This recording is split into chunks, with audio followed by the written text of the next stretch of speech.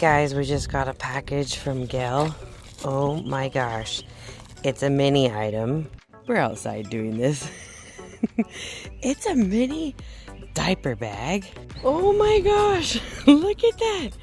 It even has a baby book right there. I've been wanting one of these. Gail had no idea because I've not said anything. Oh my gosh. I cannot wait to open this up.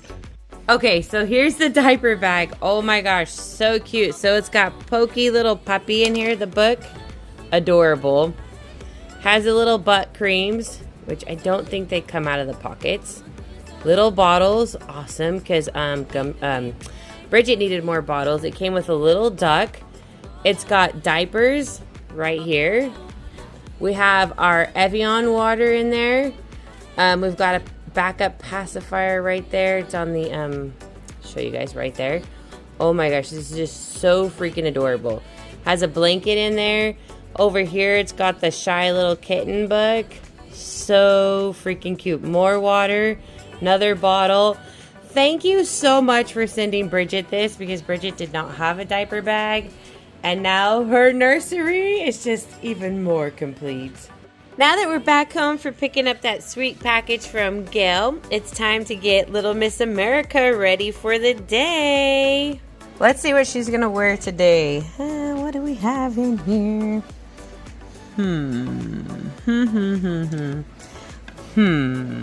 I think we're gonna go ahead and put this little two-piece set on her.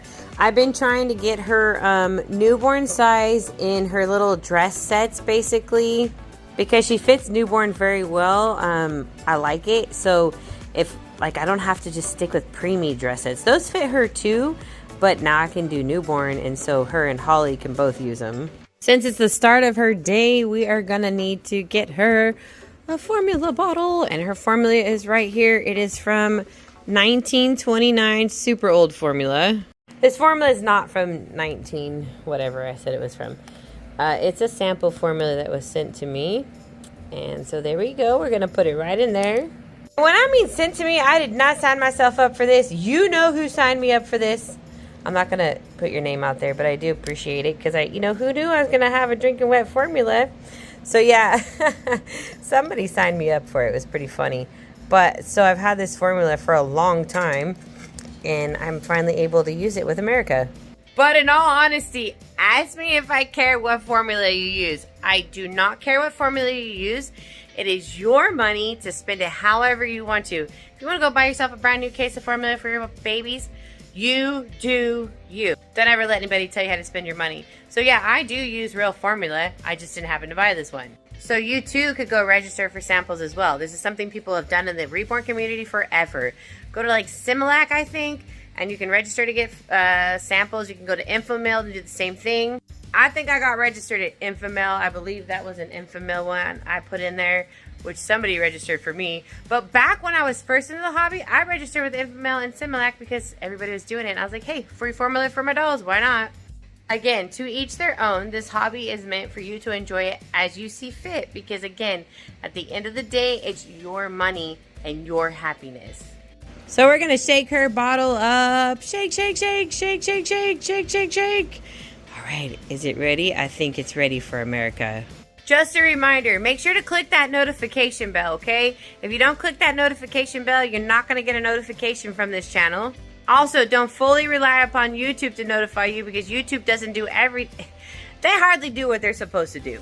So, follow me on Facebook. The link is down below. Follow my website. Go register your email there. Because when I put out new content, I send out an email. I put up a post on my Facebook. I put up a post on my Instagram. So if you don't want to miss any follow me all over there. All of those places. And I'm only saying this because I went live on TikTok and people were like, you're still around. And lately I've been seeing comments like, I didn't know you were still around. I've been here going strong all these years. So if you're missing notifications from me, make sure to follow me on Facebook, Instagram, and my website. So that way you never miss any content from us. I'm going to go ahead and give her bottle. Let's take away her pacifier and give her this little bottle. So cute. Oh my gosh. Are you ready, girl? I think she's ready. She's ready to drink. She's so fun. I wish you guys could feed her because you can see all the little air bubbles. And it's just the cutest. Like, she really looks like she is drinking her bottle.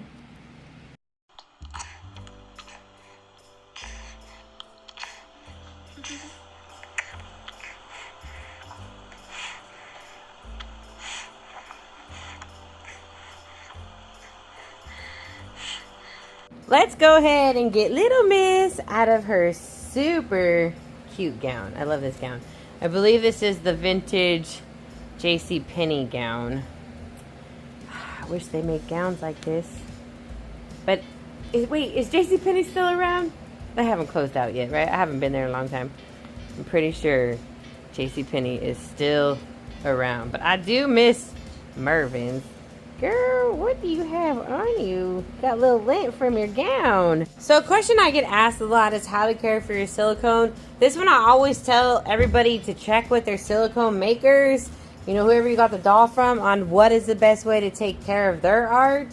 But I'll just tell you what I do with mine. So me, I try to do the least amount of powdering as possible.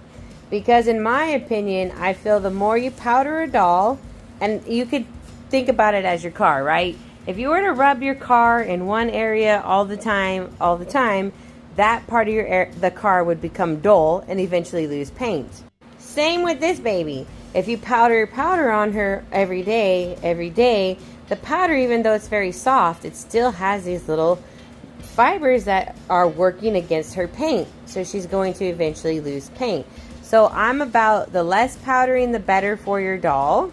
She's a drinking wet system. In my opinion, you can give them any kind of fluid you like, except for, like, you know, bleach. I wouldn't be putting bleach down her.